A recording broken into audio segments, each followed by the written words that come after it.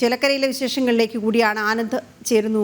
ചേലക്കരയിൽ നിന്ന് ആനന്ദ്, ചേലക്കരയിൽ എത്രത്തോളം പോളിംഗ് ഇപ്പോൾ ഉണ്ട്? ആദ്യഘട്ടങ്ങളിൽ രാവിലത്തെ ഒരു സാധാരണഗതിയിൽ ഈ രാവിലത്തെ സമയത്ത് പോളിംഗ് ബൂത്തിലേക്ക് വരുന്ന ജനങ്ങളുടെ ഒരു കണക്ക് ചേലക്കരയിൽ അതങ്ങനെ തന്നെ മുന്നോട്ട് പോകുന്നുണ്ടോ? അതുകൊണ്ട് തന്നെ ശക്തം എന്ന് പറയാൻ കഴിയുമോ ചേലക്കരയിലെ പോളിംഗ്?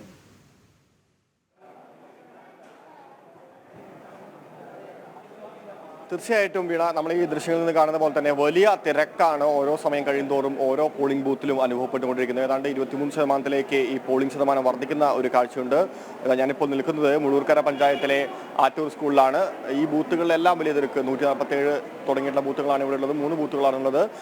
ഏതാണ്ട് രാവിലെ മുതൽ ആരംഭിച്ച തിരക്ക് അതേപടി തന്നെ തുടരുന്ന ഒരു കാഴ്ചയാണുള്ളത്. അപ്പോൾ ഈ ചേലക്കരയിൽ എന്തായാലും പോരാട്ടം കനക്കുന്നുണ്ട് എന്നുള്ളതിന് ഏറ്റവും പ്രധാനപ്പെട്ട തെളിവ് തന്നെയാണ് ഇവിടുത്തെ ഈ ഒരു വമ്പിച്ച വോട്ട് ചെയ്യാനുള്ള ഒരു തിരക്കും. പ്രത്യേകിച്ച് യുവാക്കളെല്ലാം വലിയ ഒരു നിര തന്നെയുണ്ട്, സ്ത്രീകളുടെ ഒരു നിരയുണ്ട്. നേരിട്ട് തന്നെ ചോദിക്കാം, എത്ര സമയമായി ക്യൂ നിൽക്കുന്നു? കുറച്ച് നേരമുണ്ട്, ഒരു 10 മിനിറ്റ് ക്യൂ നിൽക്കണം. ആദ്യത്തോട്ടാണോ? അല്ല, രണ്ടാമത്തോട്ട്. മണ്ഡലത്തിൽ പൊതുവെയുള്ള ഒരു രാഷ്ട്രീയ ചിത്രം കുഴപ്പമൊന്നുമില്ല. നമ്മളിപ്പോ എത്തിയിട്ടുള്ളൂ. ഇപ്പൊ ഞാൻ വീട്ടിലായിരുന്നു എത്തിയിട്ടുള്ളൂ. അത്യാവശ്യം തിരക്കും കാര്യങ്ങളൊക്കെ ഉണ്ട്. എന്താ പഠിക്കാം? ഞാൻ പഠിക്കാം, ഡിഗ്രി സെക്കൻഡ് ഇയർ പഠിക്കുക. അപ്പൊ ഇന്ന് school college leave? College leave. ഇവിടുത്തെ മണ്ഡലം കോളേജ് എല്ലാം ലീവാണ്. സ്കൂളും കോളേജൊക്കെ ഓൾറെഡി ലീവാണ്.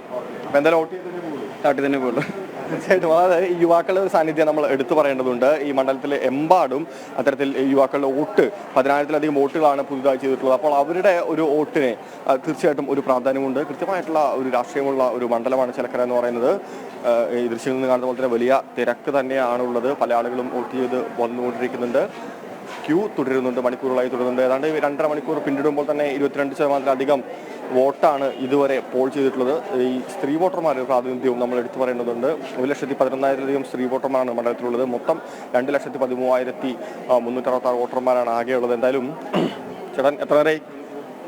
ഇല്ല, 10 മിനിറ്റ് ആയി. വോട്ട് ചെയ്തിട്ട് എത്ര തവണയായി ചേട്ടൻ വോട്ട് ചെയ്തു? ഞാൻ വോട്ട് ചെയ്യാന്ന് മറ്റേ 20 വയസ്സ് മുതൽ തുടങ്ങിയതല്ലേ.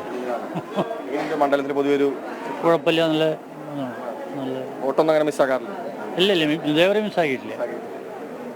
തീർച്ചയായിട്ടും അത് തന്നെയാണ് ഈ മണ്ഡലത്തിന്റെ പ്രധാനപ്പെട്ട സ്വഭാവം എന്ന് പറയുന്നത്. കഴിഞ്ഞ തവണ ഏതാണ്ട് 77.87% ഈ ചേലക്കര മണ്ഡലത്തിലെ പോളിംഗ് ശതമാനം എന്ന് പറയുന്നത്. പൊതുവെ മുന്നണികൾ പ്രതീക്ഷിക്കുന്നത് പോളിംഗ് ശതമാനം കഴിഞ്ഞ തവണത്തേക്കാൾ ഉയരും എന്ന് തന്നെയാണ്. ചേലക്കര പൊതുവെ ഒരു പൊളിറ്റിക്കൽ മണ്ഡലമാണ്. ഫലത്തിൽ കൃത്യമായി രാഷ്ട്രീയമുള്ള ആളുകളുടെ നാടാണ്, സംവരണ മണ്ഡലമാണ്. പക്ഷേ ഇവിടുത്തെ പ്രധാനപ്പെട്ട പ്രശ്നങ്ങൾ എന്ന് പറയുന്നത് ഇപ്പോഴും വികസന മുരടിപ്പ് തന്നെയാണ് ഈ സംവരണ മണ്ഡലത്തിൽ.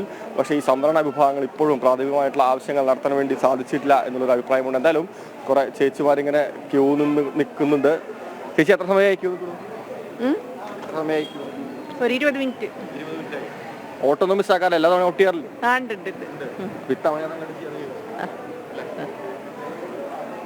തീർച്ചയായിട്ടും. അതായത് അവരെല്ലാവരും വളരെ സന്തോഷത്തിലാണ്. അവരുടെ മുഖത്ത് നിന്ന് ഈ കാത്തു നിൽക്കുന്നതിൻ്റെ ബുദ്ധിമുട്ടുകളൊന്നുമില്ല.